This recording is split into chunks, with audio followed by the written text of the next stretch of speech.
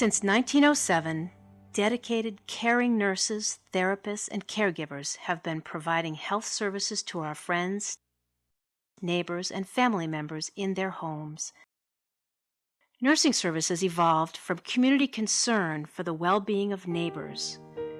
Recognizing the importance of caring for people in the comfort and warmth of home, services were provided to all in need, regardless of ability to pay. Today, we serve more than 8,000 people a year in 86 towns.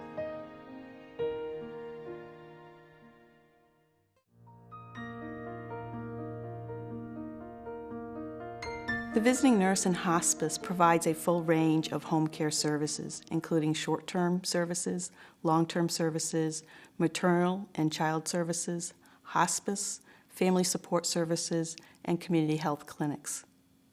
I'm a social worker. I work in the home care program, and I'm part of the home care team. I go out and I see people in their home, and we talk about what's going on in their life, what their concerns are, what their needs are, things like personal care, homemaking, Meals on Wheels. A really nice set of supportive services to help people stay home over the long haul. People have the right to make their own decisions. And helping people be independent and live in their own home, that's really important. It's important to all of us. So I want to help people maintain that. I'm an occupational therapist. My role is primarily to help people maintain their independence in their homes. We really work to help keep them safe and make sure they're able to stay where they are with their family in their own home where they feel most comfortable. Oh, this one lady I've been working with, she broke her hip and she had to have her hip repaired, and she fell in her barn milking her cows. And her first question to me when I came in is, well, when can I go and take care of my cows? I says, well, this is going to be interesting.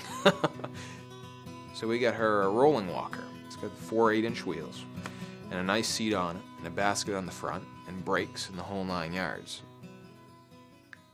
That's a very successful case of someone who's very unique, where we're really able to get them going again, get them safe in their home, get them back to their daily routine, what they enjoy. I'm a PCA with a visiting nurse in hospice. A PCA is a personal care assistant that not only includes homemaking, the basic housekeeping, but it includes hands-on personal care with the clients. I have a client that I see 3 times a day. She has MS. The type of MS that she has, I need to stretch her out because her legs are just so tight.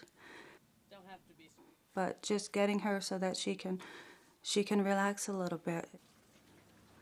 When we go into the homes of the clients, it gives a lot to them. It gives them the independence that they desire, and I believe it gives them some interaction with other people. It's not only fulfilling for me personally to be able to give the clients that we have the opportunity to stay home and lead as much of a normal life as they can. It's just very rewarding. Okay, well done. All right. I look forward to these days. I was really uncomfortable being a first-time parent. I came from a very traumatic childhood, so I really had really strong issues about being a mother, and I wanted to try to stop the cycle that I was in and my mother was in.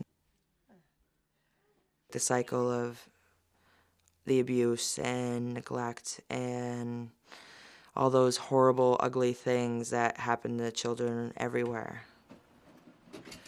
When the VNA comes to my house, it's not like they're the VNA. It's like they are an old friend. The kind of services that I get from my parent aide, Amy, is unbelievable. In the beginning, I had pages of questions, early development, what can I do, what are the different games, just overall health, or the mental part, and what my job is, kind of like an instruction manual. The VNA is more than a medical support for me. It's upped my confidence level as far as being a great parent, you know, or being the best I can be, you know, really testing my limits. I couldn't really function without them. I wouldn't be in this place that I am today without them. They helped me break the cycle. That is time to myself. Possibilities are really endless when it comes to them. I really think that they can do anything. Our staff have a diverse set of skills to handle a broad range of patient needs. Patient may have a terminal illness and they prefer to spend the last days of their lives in their home.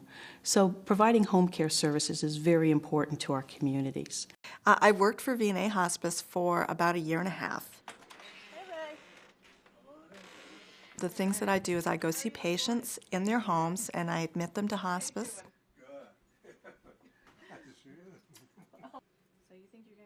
I go out and do assessments on them weekly, sometimes more often than that. As they decline, I go see them more frequently. So just trying to connect them to the various things that really holistically treats the patient who's in hospice. And the things that they're dealing with, which is unique to each and every patient. They all go through this in their own way.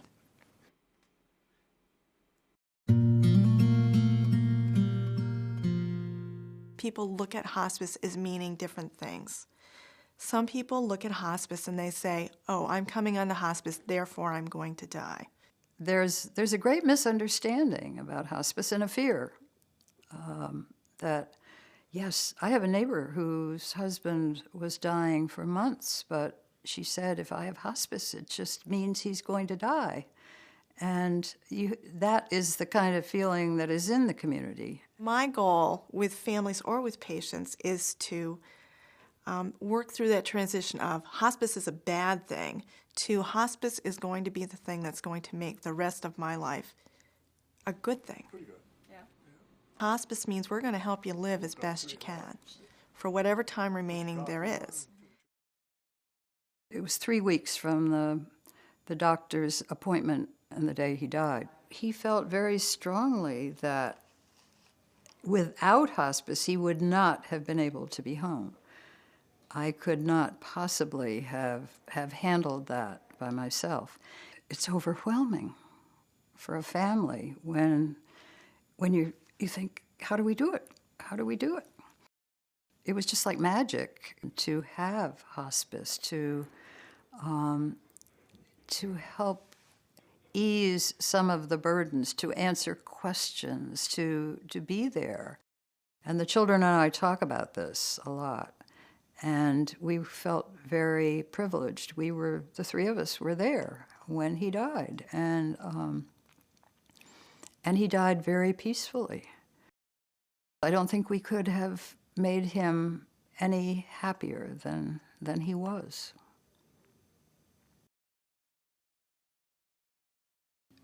I remember very well when this wonderful hospice nurse arrived at our door and told us all about hospice and what it could do for us. It was incredible. Right from the beginning, somehow we clicked. We needed the help that the hospice people gave us.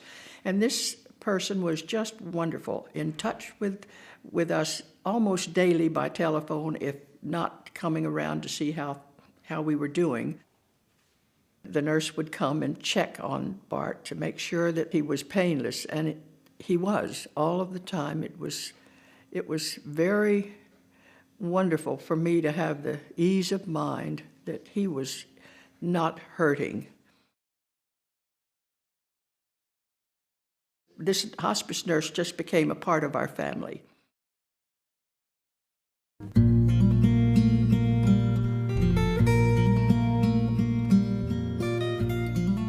The visiting nurse in hospice provides a safety net for medical care within our communities.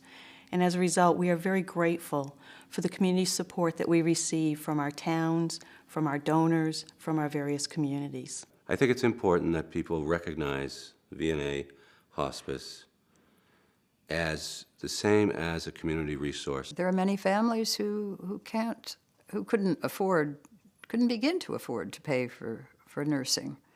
And it just provides care that otherwise would not be available. If something works well, you want to keep it going. So from my perspective, it worked well for me, so I think that's why I would donate.